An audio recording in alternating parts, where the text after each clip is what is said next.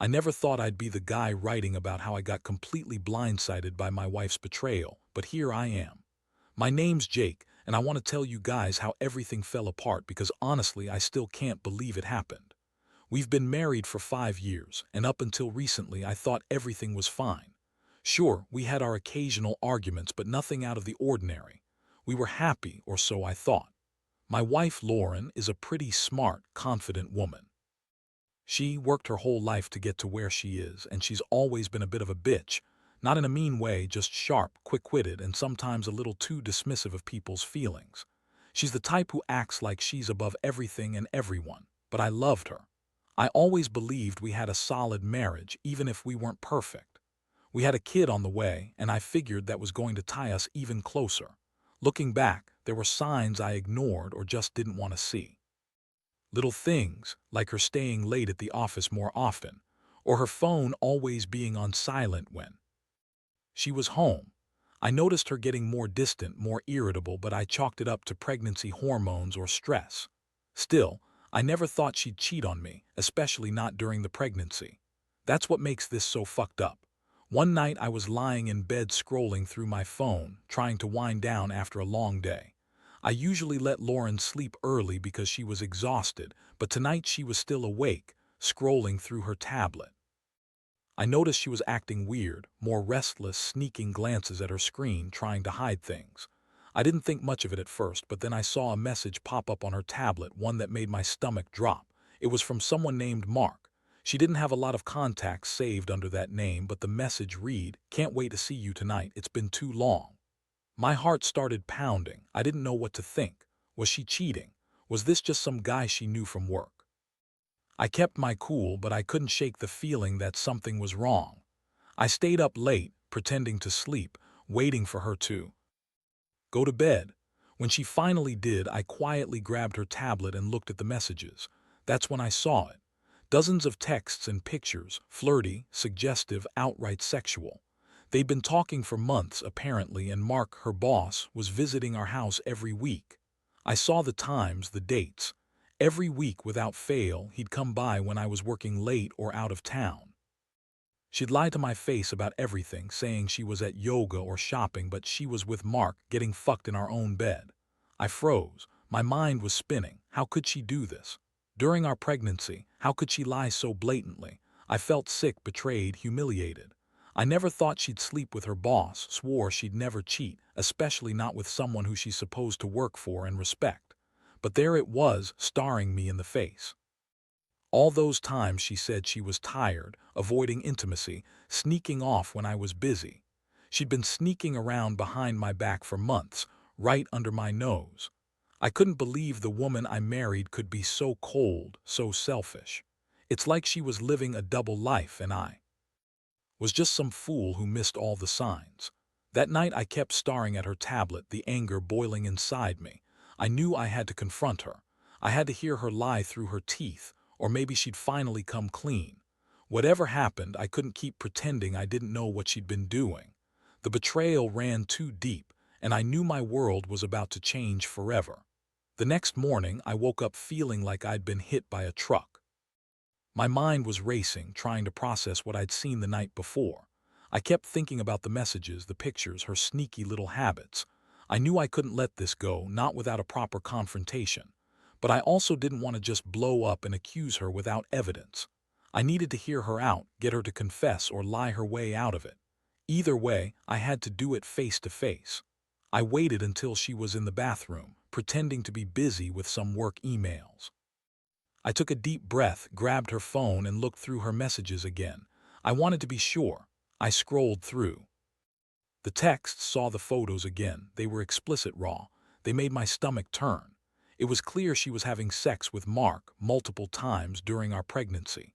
I couldn't believe I'd missed this, or worse, that she had been lying to me the whole time. Once I had enough proof, I went into the bedroom, still trying to keep my voice steady. I found her sitting on the edge of the bed, brushing her hair, looking all innocent like she had no idea what I was about to say. I slammed her phone down on the bed and looked her dead in the eyes. "Lauren," I said, my voice trembling with anger. "Who the hell is Mark? Why do I see all these messages? Why were you sneaking around with your boss behind my back?" Her eyes widened. She shifted, trying to hide her reaction, a little defensive smirk creeping on her face. "What are you talking about, Jake? This is crazy. You're overreacting. You're just jealous because I've been working late. Mark's just a coworker, that's all." "You know I'd never cheat on you," I cut her off. "Don't give me that bullshit. I saw the pictures, the messages. You've been sleeping with him, haven't you? During my pregnancy, when I thought we were building our family, how many times? Don't lie to me now." She looked furious, her voice rising. "You think I'd cheat on you? You're being paranoid. Maybe you're the one who's been distant, not paying attention. I have needs, Jake. I'm pregnant and I'm tired and I needed someone to talk to. Mark's just a friend, I swear." It meant nothing. I shook my head, feeling the rush of betrayal hit me hard. Nothing, it meant everything to me. You've been lying for months, sneaking around, pretending to be this perfect wife. And you're telling me it's just needs, that it's nothing, you're full of shit. Her face twisted into a sneer. "You're just jealous because I won't give you what you want. You're not enough for me anymore, Jake. I needed someone who actually cared. Mark does. He's the only one who understands what I'm going through." That's when I saw the real bitch she was. Her voice was sharp, cruel even, like she was blaming me for her own bullshit. I felt like I was losing my mind. How could she turn everything around, make me feel guilty when she was the one cheating? I wanted to scream, to shake her, but I just stood there, stunned. I told her I needed some time to think, that I wasn't going to accept this bullshit anymore. I left the room and went to the garage, sat in my car trying to process what I just discovered. I looked at her messages again, her photos. The betrayal was there, unfiltered, raw. I felt a mixture of hatred, sadness, and this deep, gnawing disappointment. I thought I knew her. I thought we were building something real. Turns out she was just using me, stringing me along while she fucked her boss. I didn't sleep that night. I kept replaying everything, her lying, her sneering, her betrayal. I kept asking myself how I missed all the signs, how I didn't see her slipping away from me. I felt like I'd been punched in the gut, like my entire world was crumbling. I thought I loved her, but now I wasn't sure what that even meant anymore. All I knew is I wasn't going to let her get away with this. I had to come up with a plan, a way to make her pay, or at least get some clarity on what happened and why she thought she could lie and cheat during what should have been the happiest time of our lives. The days that followed were a blur. I couldn't focus on anything else. All I kept doing was replaying that morning over and over. Her words, her sneer, her lies. It was like a punch in the gut every time. I knew I couldn't just walk away without a plan. I had to get some control back, even if it meant going to war. I started thinking about how to handle this, what I needed to do next. That night I started digging into her phone more.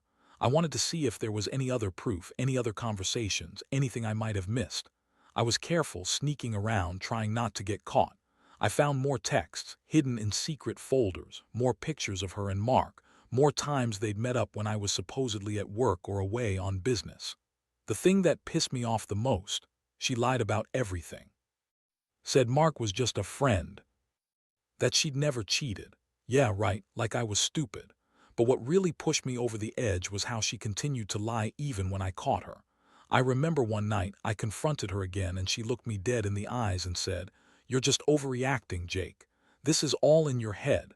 I love you, but I need more from life. Mark gives me what you're not." That's when I realized she'd been planning this shit behind my back, probably for months. She had no remorse, no shame, just a fuck you attitude. I had to act. I knew I couldn't just fight with her, at least not yet. I needed to think about what I wanted to do, how to handle this whole mess. So I spent the next couple of days making mental notes, gathering evidence and planning how I would confront her again, this time with everything in my favor. I knew she'd lie, throw blame, try to make me the crazy one. But I was damn sure I'd come prepared. Meanwhile, she kept acting like everything was normal. She'd still come home, cook dinner, act like she cared. But I saw through all of that. Her eyes had this sneaky glint, like she was always waiting, always hiding something. Her bitchiness came out more every day, especially when I pressed her about where she was or who she was with. She'd snap, call me insecure or paranoid, like I was the one in the wrong. That just made me angrier. One night I caught her slipping out of the house late, her phone in her hand, trying to hide it. I followed her quietly to a hotel nearby. I watched her go in with Mark. My fists clenched. I felt this intense rage boiling inside me. I wasn't going to let her keep doing this, pretending everything was normal while she was out cheating. I took a picture of her going into the hotel. The whole scene burned into my mind. That was the moment I knew I had to make a move, but I wasn't sure if that meant confronting her directly or just cutting my losses. My heart was pounding. I was furious, betrayed, broken. But underneath all that, I also felt a strange sense of clarity. She never loved me, or at least not enough to stay faithful. She thought she could keep sneaking around, lying, making me look like the crazy one. I was done playing her game. I decided I'd wait, gather even more evidence, and then confront her properly. I needed her to understand that I knew everything, that I wasn't going to be the fool anymore. That night, I sat alone in my room, staring at the photos I'd taken, feeling emptier than I ever had. The betrayal cut so deep, it's like a part of me was broken beyond repair. I loved her once, but now, I just felt an overwhelming urge to make her regret everything. I wasn't sure exactly how I'd do it yet, but I knew I'd find a way to make her pay somehow. I just hoped I'd be strong enough to face whatever came next. After gathering enough evidence, I knew I had to make a decision. Confronting Lauren again wasn't going to be easy, especially because she was so good at lying and twisting everything around. But I couldn't keep living like this, wondering if she was sneaking out, sleeping with her boss, and hiding the truth. I had to face her head on, no matter how brutal it might get. One evening I told her I wanted to talk. She looked at me with that typical bitchy smirk, like she thought she could just brush this all off. I told her I knew everything, the texts, the photos, her sneaking out.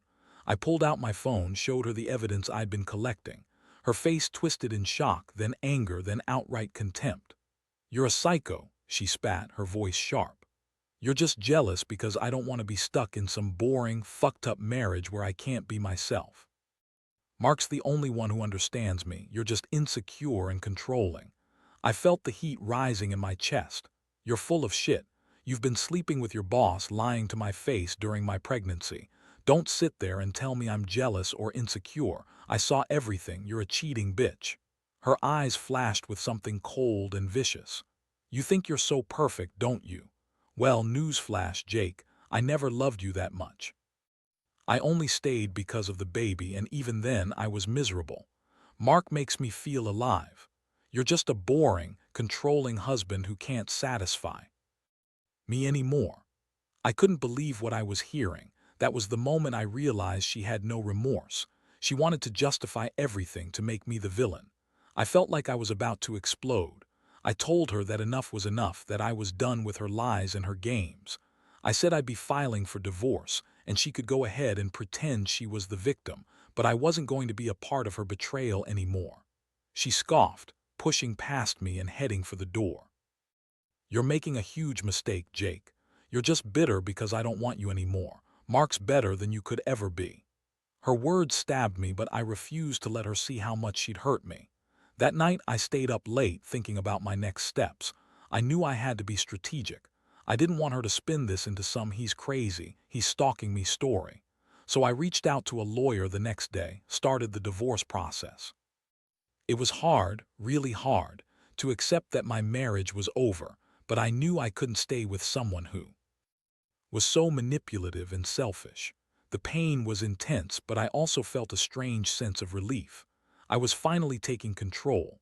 I realized I had to focus on myself and my kid, rebuild from the damage she'd caused. I couldn't trust her anymore, not after all the lies and betrayal. I just wanted her out of my life, out of our home, and away from my child. That was the only way I'd be able to start healing. In the meantime, I kept the evidence safe, just in case I needed to use it later. I didn't want her spinning stories or trying to turn the tables. I knew she was capable of that. I'd learned a lot about her, about how toxic she could be, and I was making damn sure I protected myself and our future. I didn't want her to ruin me completely, even if it meant going through some ugly legal battles. I was done being her fool, her pawn. It was time to take back my life, piece by piece, even if it hurt like hell.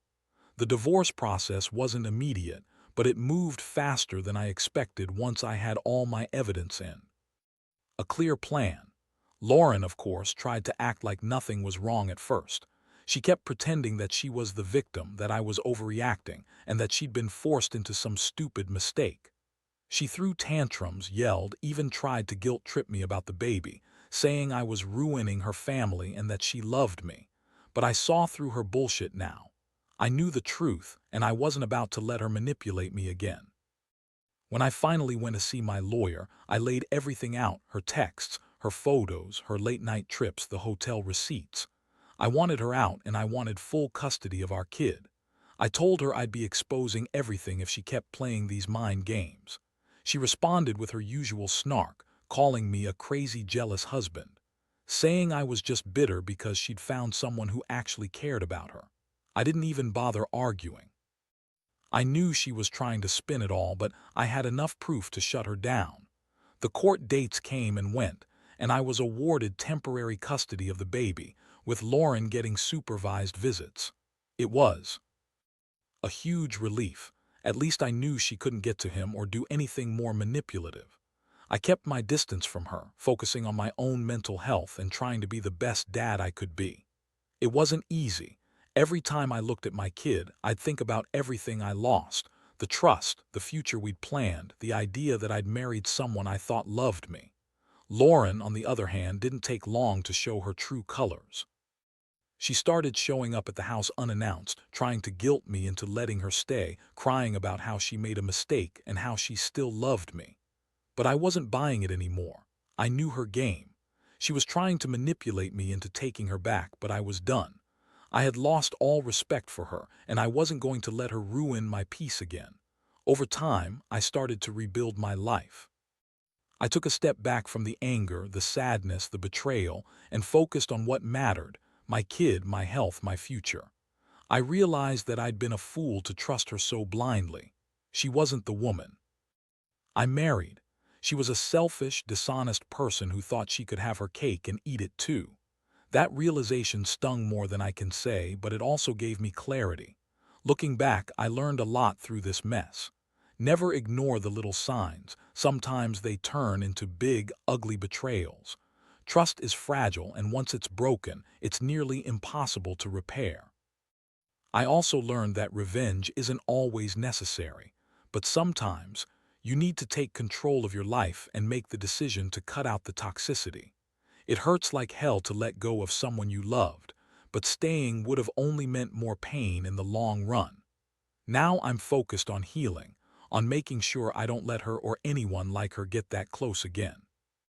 If I could give any advice, it's this: pay attention to the red flags, don't be afraid to confront the truth, and never let someone treat you like garbage just because you think you're supposed to stay loyal. Sometimes walking away is the bravest thing you can do. I still have my scars, but I'm stronger now, and that's what matters. Since everything fell apart, I've been trying to piece my life back together. Honestly, it's been a brutal journey, but I've learned some hard truths that I don't think I'd ever fully understood before. Trusting someone blindly is a mistake. Giving your all to someone who's secretly plotting against you is even worse. I thought I knew Lauren, but I was wrong. So wrong. Now I realize that sometimes the best thing you can do for yourself is to cut out the poison, even if it hurts like hell. Looking back, I see how her lies slowly crept into our lives, how her selfishness grew during our pregnancy, and how she convinced herself that her actions didn't matter. But I know better now. Her selfishness, her manipulation, her outright betrayal, they cost her everything. I don't hate her, I just feel sorry for her. She's lost her integrity, her marriage, her respect, and probably her own sense of self. I hope she finds whatever it is she's looking for, but I can't be the one to give it to her anymore. As for me, I'm focusing on my son and myself. I've started therapy, rebuilding my confidence and learning how to trust again, carefully this time. Every day is a new challenge, but I refuse to let her betrayal define me or my future. I've realized that true strength isn't about revenge or punishment. It's about resilience and moving forward despite the pain. To anyone out there who's been betrayed like I was, whether by a partner, a friend, or anyone else, know that you're not alone. It hurts, and it's supposed to, but you're stronger than the pain. Your value isn't determined by someone else's selfishness. Take your time, grieve, then get up and rebuild. Trust is fragile, but it can be rebuilt, just not with the people who betray you. Sometimes walking away is the only way to truly find yourself again. I don't regret what I've gone through, even if I wish I could undo the pain. It's made me wiser, tougher, more aware. And if there's one thing I want others to take from this, don't ignore the signs. Don't stay silent when something feels wrong. Your happiness and self-respect are worth more than any lie or betrayal. Life will go on, even after the worst storms, and I promise, you'll come out stronger.